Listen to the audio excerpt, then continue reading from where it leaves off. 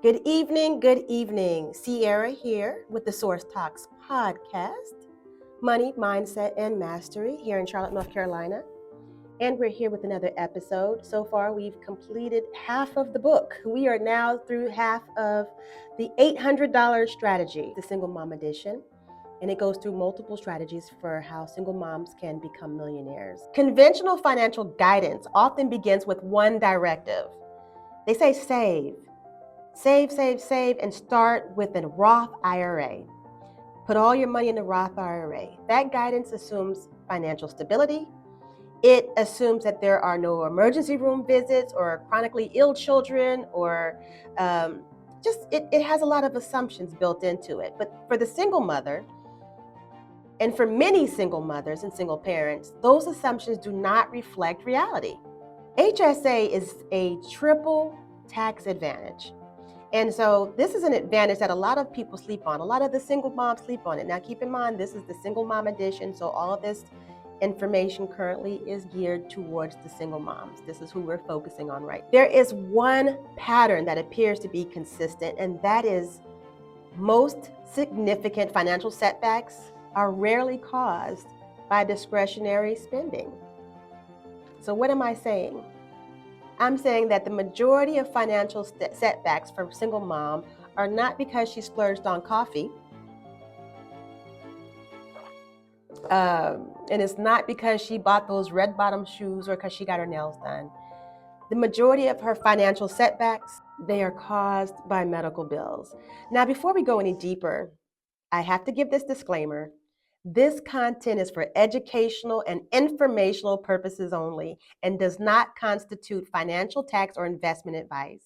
Individual financial situations may vary. So you must consult a qualified financial advisor, tax advisor, professional, or healthcare benefits specialist before making any decisions regarding your HSAs, IRAs, or other financial accounts.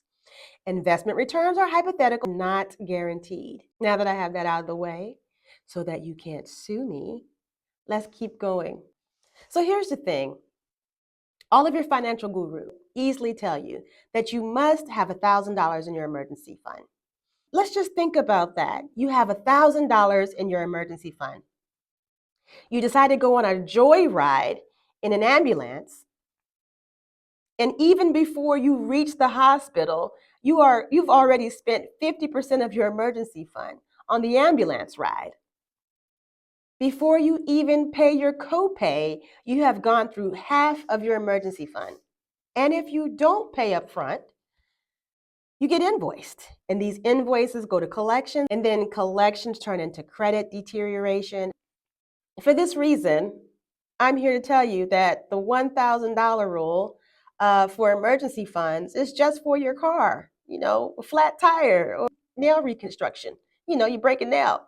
However, that $1,000 that you've been told all these years is not where you need to save it in a savings account. It's not ideal to just put that away in a savings account. So for this reason, the recommendation to prioritize long-term restricted retirement accounts without first addressing liquidity and risk exposure is often misaligned. HSA, which is a health savings account, addresses this gap. And this is what we're going to talk about tonight. Because unlike a Roth IRA, an HSA is designed to function under uncertainty. It does not assume ideal conditions. It plans for disruption. HSAs provide a unique triple tax advantage. Contributions are made pre-tax, reducing adjusted gross income. And I like to call this the Trinity. Because investment growth occurs tax-free, your withdrawals are qualified, and your medical expenses are tax-free. No other account structure offers this combination. I don't know. If there is another one, put it in the comments. Run the comments up. But no other account structure offers this combination that I know of. Importantly, unused HSA funds do not expire. They roll forward indefinitely. They remain portable across all of your other employers. So what does that mean, they remain portable across all other employers? What that means is if you contribute money to your HSA and you leave 4 jobs this year, that money comes with you. You pack it up in a suitcase and you take it with you to your new employer. And that is the difference. They don't expire. They roll forward indefinitely. And this allows you to compound. This money can be invested, it can accumulate over time, and then you can experience compounding. So after age 65, your HSA funds may also be withdrawn without medical purposes. So that means once you reach the qualifying age, you can withdraw these funds for non-medical expenses, and there will be no penalties. You would only be subject to ordinary income tax. And once you get to that phase, that account functions like a traditional IRA, but it also retains its tax-free treatment for your medical expenses. So let's talk a little bit about your Roth IRA and why I don't prioritize the Roth IRA. A Roth IRA actually prioritizes long-term growth, which we've discussed, but with limited access. An HSA prioritizes access, protection, and flexibility. So if you have an HSA account, you also get a little credit card that you can carry around in your wallet. You can use it at CVS if any expenses come up, and just buy your Tylenol and all of your other little things that you can buy from any pharmaceutical store, right? But you can't do that with your Roth IRA. You don't get a credit card or a checkbook with your Roth IRA. You get, utilization penalties with your Roth IRA. You don't get those with your HSA when you're utilizing your HSA for healthcare needs. And there's a list of them. If you go out to the IRS website, you can see a list of things that you can use your HSA for, your health savings account for, that are at regular stores like Target, Walmart, or Walgreens if you're in the South.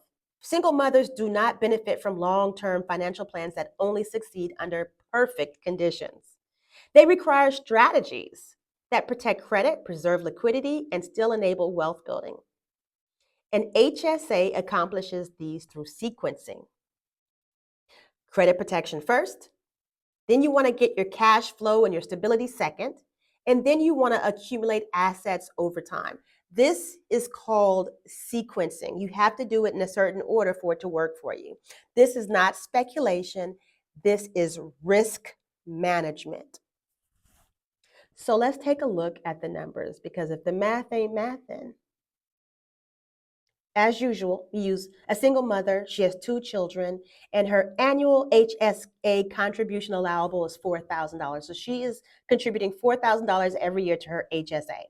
The time horizon, again, is going to be 18 years. Now, do you remember why we used 18 years? We're using 18 years because we're assuming that this money is coming from your child support. This extra money is coming from your child support income, and you have the child income for about 18 years. So we're using that with an average return of about 7%.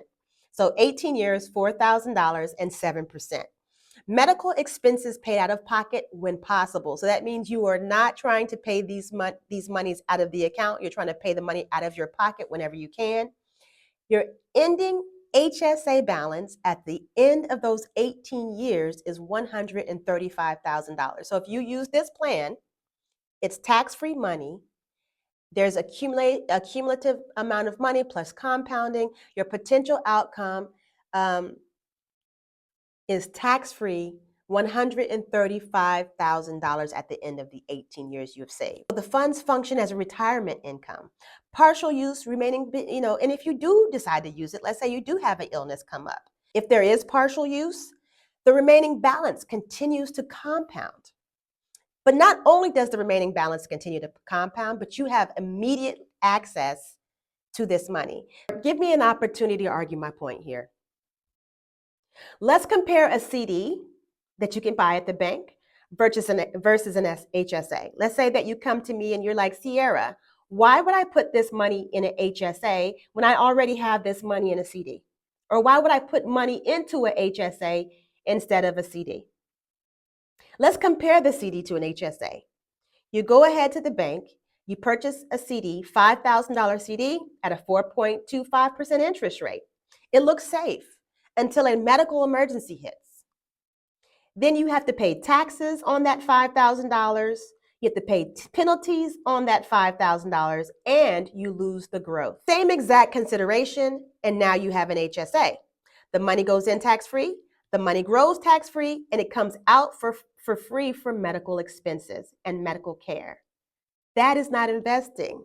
That is protection. That is strategy. Is that HSAs interrupt the cycle. An HSA is not merely a healthcare account. It is a credit protection, tax strategy, and wealth accumulation strategy combined. It is a triple threat, okay? It is a triple threat for single mothers. It is effective financial planning. It prioritizes defense before growth. That is not pessimism, it is realism. You got to be realistic out here, folks. Thank you so much for your time. I appreciate you listening, and I hope you enjoyed this as much as I did.